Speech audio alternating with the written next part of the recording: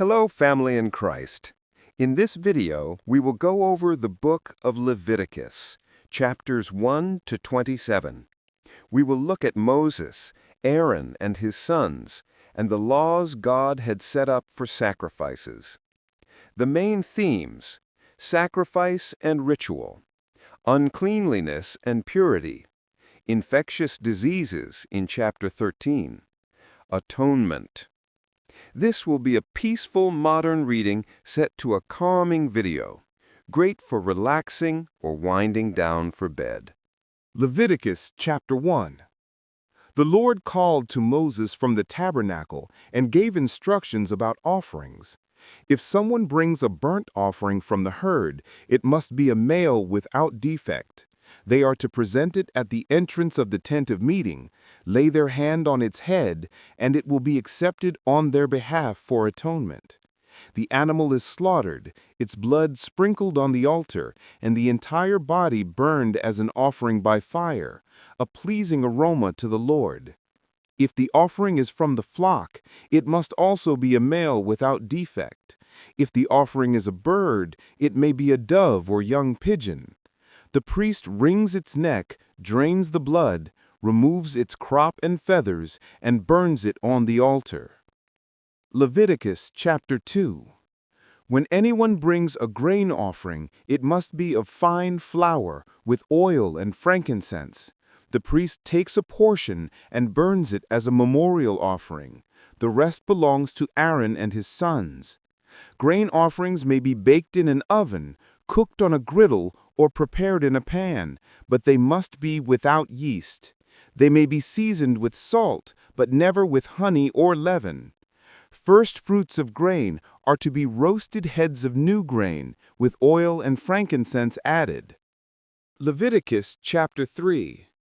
If someone presents a fellowship offering from the herd, whether male or female, it must be without defect.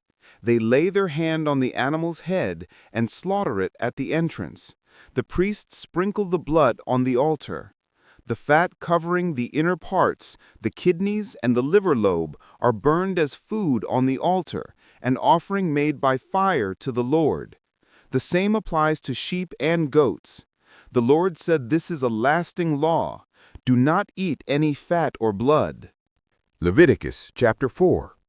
The Lord gave instructions for sin offerings.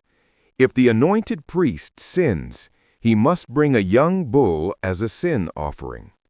The bull is slaughtered, its blood sprinkled before the Lord, and the fat burned on the altar. The rest of the bull is burned outside the camp. If the whole community sins unknowingly, they must also offer a bull. If a leader sins, he brings a male goat. If any ordinary person sins, they bring a female goat or lamb without defect. The priest makes atonement for them, and they are forgiven. Leviticus chapter 5.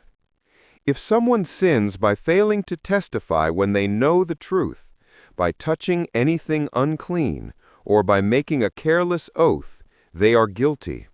They must confess their sin and bring a female lamb or goat as a sin offering. If they cannot afford that, they may bring 2 doves or pigeons, one for a sin offering and one for a burnt offering. If they cannot afford even that, they may bring a small measure of fine flour. The Lord also gave laws for guilt offerings when someone sins against holy things or against their neighbor. They must make restitution, add 1/5 of the value, and bring a ram without defect as a guilt offering. The priest will make atonement, and they will be forgiven. The Lord also gave instructions for offerings. The burnt offering is to remain on the altar hearth all night, with the fire kept burning. The priest wears his linen clothes, removes the ashes, and takes them outside the camp. The grain offering is to be presented before the Lord. A portion is burned, and the rest belongs to the priests. When a priest is anointed, he must bring a daily grain offering, half in the morning and half in the evening, prepared with oil. The sin offering is most holy. Whatever touches it becomes holy.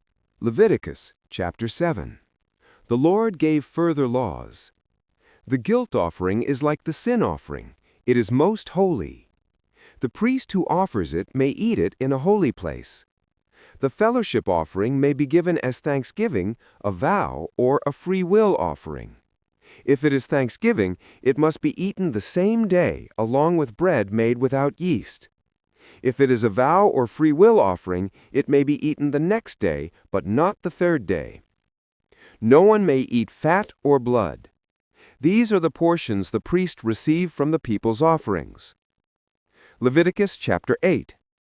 The Lord told Moses to gather the people and consecrate Aaron and his sons as priests. Moses washed them with water, dressed Aaron in the priestly garments, placed the breastplate, the Urim and Thummim, the turban, and the golden plate of holiness on him.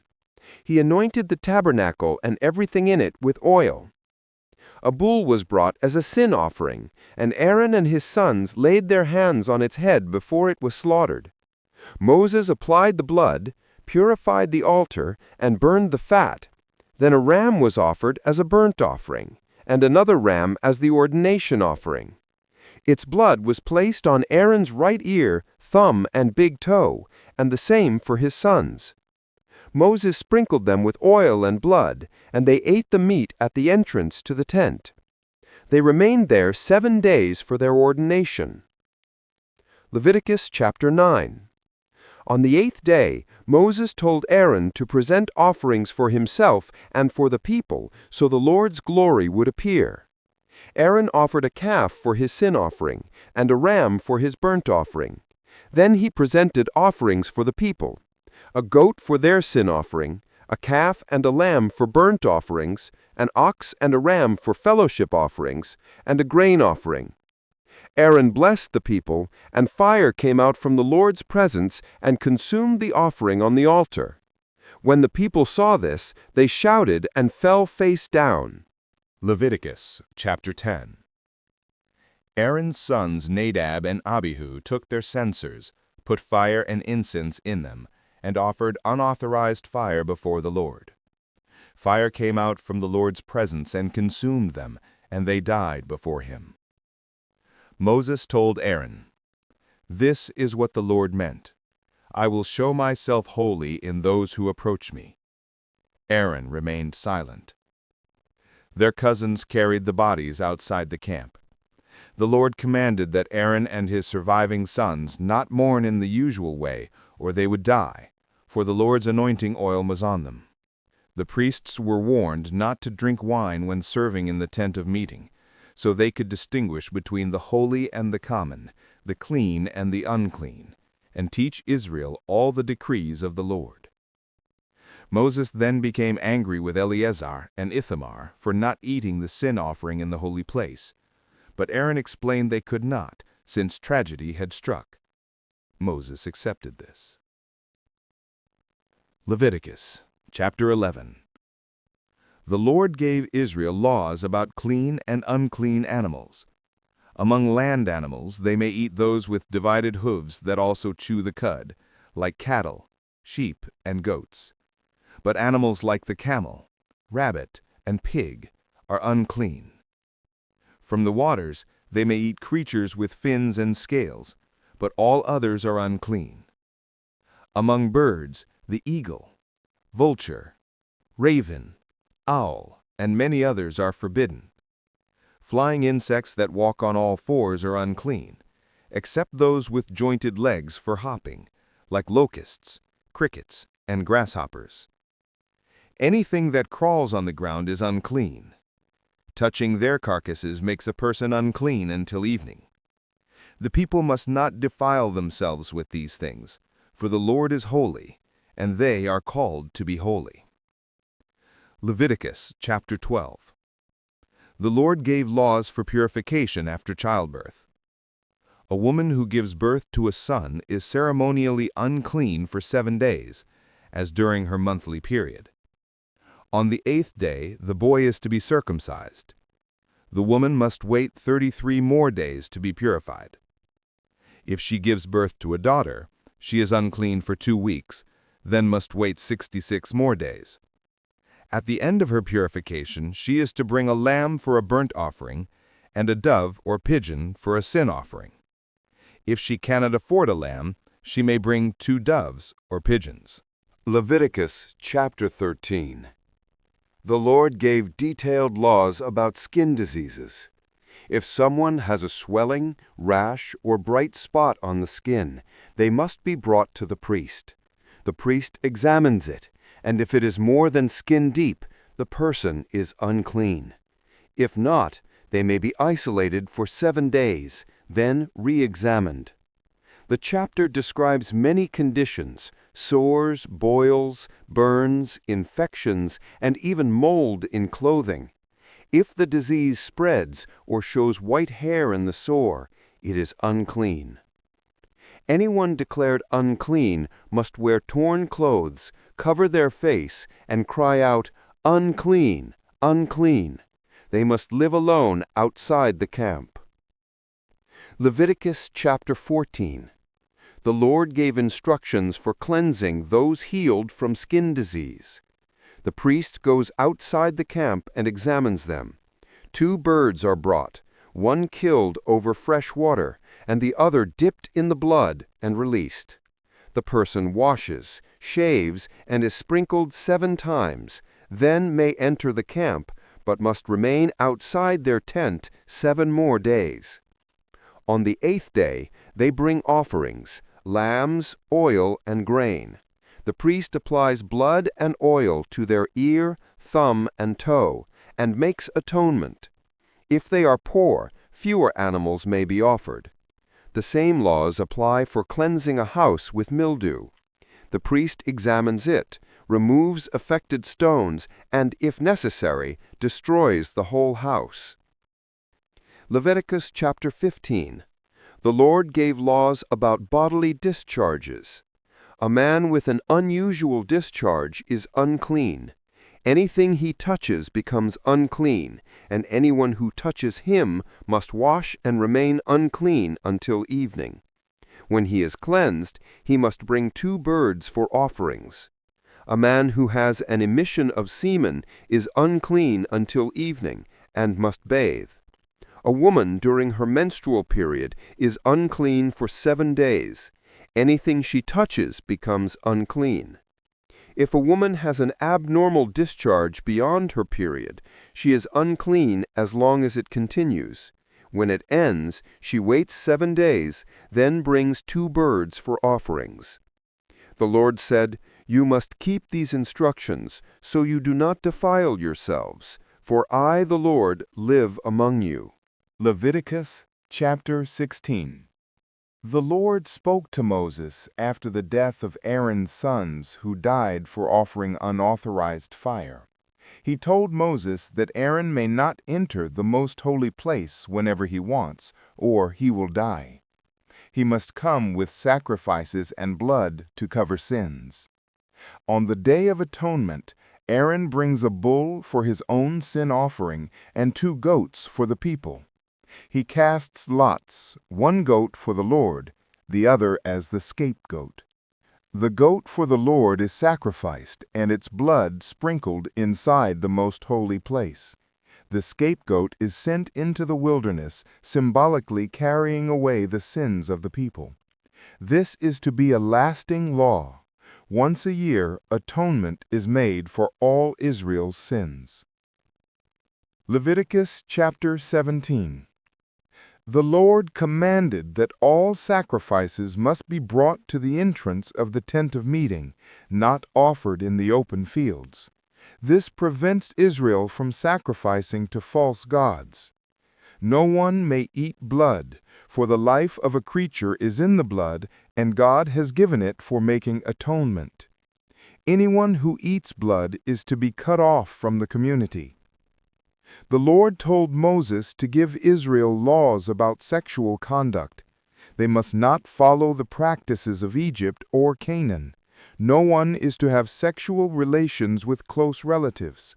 A man must not approach his mother, sister, granddaughter, aunt, daughter-in-law, or sister-in-law. A man must not take a woman and her daughter, nor her sister while the first is still alive. Do not approach a woman during her menstrual period. Do not commit adultery with your neighbor's wife. Do not sacrifice children to Molech. Do not practice homosexuality. Do not engage in bestiality. The Lord said, "Do not defile yourselves, for the nations I am driving out have done all these things. Keep my decrees and live." Leviticus chapter 19. The Lord said, "Be holy, because I, the Lord your God, am holy." He gave commands such as, "Respect your mother and father. Keep the Sabbath. Do not turn to idols. When harvesting, leave some for the poor and the foreigner. Do not steal, lie, or deceive one another. Do not defraud your neighbor or hold back wages. Do not curse the deaf or trip the blind. Show justice without favoritism. Do not hate your brother. Love your neighbor as yourself." The Lord also commanded against mixing breeds of animals, mixing seeds, or wearing clothes of mixed fabrics. He gave rules for justice, honesty, and proper worship. Leviticus chapter 20. The Lord gave punishments for sins. Anyone who sacrifices a child to Molech must be put to death. Anyone who turns to mediums or spiritists will be cut off. A man who dishonors his parents must be put to death. Adultery, incest, homosexuality, and bestiality are punishable by death. Other immoral acts carry penalties of being cut off from the community. The Lord said, "Keep my decrees. Do not follow the customs of the nations I am driving out before you. Be holy to me, because I, the Lord, am holy, and I have set you apart as my own." Leviticus chapter 21. The Lord gave special instructions for priests. They must not make themselves unclean for the dead, except for close family. Priests must not shave their heads, cut their bodies, or marry women who are prostitutes or divorced. The high priest, anointed with oil, must not uncover his head, tear his clothes, or go near any dead body. He must marry only a virgin from his own people, so he does not profane his descendants. No priest with a physical defect, such as blindness, lameness, deformity, or disease, may offer food on the altar. They may eat the holy food, but cannot approach the curtain or altar, so the sanctuary is not dishonored. Leviticus chapter 22. Priests must treat the sacred offerings with respect. They must not eat them while unclean, nor allow outsiders to eat them. Only members of a priest's household may share in them. When presenting offerings, the people must bring animals without defect. The Lord does not accept offerings with blemishes. A newborn animal must remain with its mother for 7 days before being offered. Sacrifices of thanksgiving must be eaten the same day. The Lord said, "Keep my commands and do not profane my holy name. I am the Lord who makes you holy and who brought you out of Egypt." Leviticus chapter 23. The Lord gave instructions for appointed festivals. The Sabbath, a day of rest every 7th day. Passover and unleavened bread, beginning on the 14th day of the first month, lasting 7 days. First fruits, offering the first sheaf of the harvest. Feast of Weeks, Pentecost, 50 days later, bringing grain offerings with joy. Feast of Trumpets, the first day of the 7th month, a day of rest and trumpet blasts. Day of Atonement, the 10th day of the 7th month, a day of fasting and humility. Feast of Tabernacles, the 15th day of the 7th month, lasting 7 days, with people living in temporary shelters to remember their journey from Egypt. Leviticus chapter 24. The people were commanded to bring pure oil for the lamps, and fine flour for the bread of the presence, set before the Lord continually. One day, a man cursed the name of the Lord and was brought before Moses. The Lord commanded that he be taken outside the camp and stoned by the whole community. The Lord said, "Anyone who curses God must bear their sin. Anyone who takes a human life must be put to death. Anyone who injures another must make it right, life for life, eye for eye, tooth for tooth." Leviticus chapter 25. The Lord spoke about the Sabbath year and the year of Jubilee. Every 7th year the land must rest. Do not sow fields or prune vineyards. The land is to have a Sabbath to the Lord. After 7 cycles of 7 years, the 50th year is the year of Jubilee. Liberty is proclaimed throughout the land. Each person returns to their family property, and slaves are set free. Land is not to be sold permanently, for it belongs to the Lord, and the people are only tenants. The Lord commanded kindness to the poor.